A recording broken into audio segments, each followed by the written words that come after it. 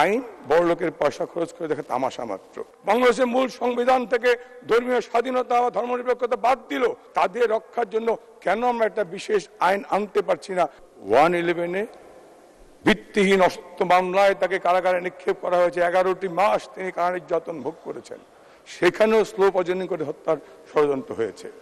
111 আমরা দেখেছি যাদের হাতে পয়সা ছিল, লুপাট করা পয়সা, তারা বড় বড় ব্যারিস্টার ধরে কিন্তু মামলা স্টে করতে পেরেছেন। জননেত্রী শেখ হাসিনার মামলায় এফআইআর হয়েছে, চার্জশিট হয়েছে, চার্জ ফ্রেম হয়েছে, ট্রায়াল কোর্টে চলে গিয়েছে।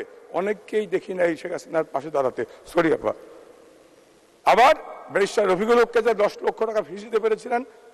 দেখবেন তারেক রহমান, খালেদা জিয়ার কোন মামলায় এফআইআর হলেও চার্জশিট হয় নাই। কারণ বঙ্কিমচন্দ্র কিন্তু তার সেই উক্তিতে বলে গেছেন, তিনি আইনের মানুষ ছিলেন, ডিস্ট্রিক্ট ম্যাজিস্ট্রেট ছিলেন।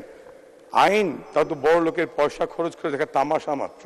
আমি তা বলতে চাই না, আমি তো বঙ্কিমচন্দ্র থেকে কোট করলাম, তিনি ডিস্ট্রিক্ট ম্যাজিস্ট্রেট ছিলেন। এখনো দেখবেন ঝিনাইদহ বোর্ডে তার নাম আছে। আইন বড় লোকের পয়সা খরচ করে দেখা তামাশা মাত্র।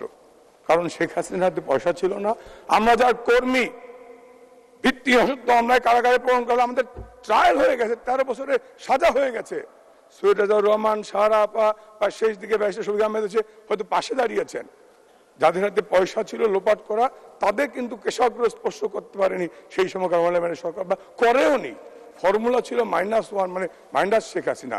আমি বলছি আইনমন্ত্রী মহোদয়, আপনার মাননীয় প্রধানমন্ত্রীর নির্দেশনায় গত 15 বছরে বঙ্গহত্যার বিচার হয়েছে, যুদ্ধাপরাধীদের বিচার হয়েছে, আইনের শাসন প্রতিষ্ঠা হয়েছে, এটি সত্য।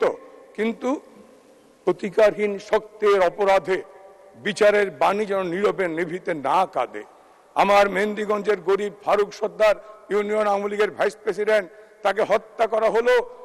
8 বছর লাগলো পুলিশের চার্জশিট দিতে।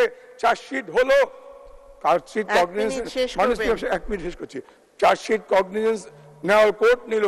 তারপরেও সেই চেয়ারম্যানরা পানিশমেন্ট পাচ্ছে না, সাময়িক বরখাস্ত হচ্ছে না। এখানে কি প্রতিকারহীন শক্তের অপরাধে বিচারের বাণী নীরবে নিভৃতে কাঁদবে?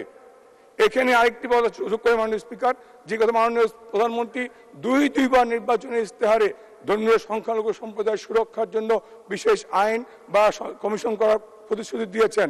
মাননীয় মন্ত্রী, আপনি কেন পারছেন না, যেটি 1977 সালে জেনারেল জিয়া সামরিক ফরমান বলে বাংলাদেশের মূল সংবিধান থেকে ধর্মীয় স্বাধীনতা বা ধর্মনিরপেক্ষতা বাদ দিল, আমরা কেন পাচ্ছি না? তার ফলশ্রুতিতে কি হলো? হিন্দু, বৌদ্ধ, খ্রিস্টান ইত্যাদি জনগোষ্ঠী নিরাপত্তাহীনতায় ভুগছে, বৈষম্যের শিকার হচ্ছে, নিপীড়নের শিকার হচ্ছে। তাদের রক্ষার জন্য কেন আমরা একটা বিশেষ আইন আনতে পারছি না? সেই দাবি জানিয়ে আমি আমার ছাড়াই প্রস্তাব উত্থাপন করছি। মাননীয় স্পিকার, আপনাকে ধন্যবাদ।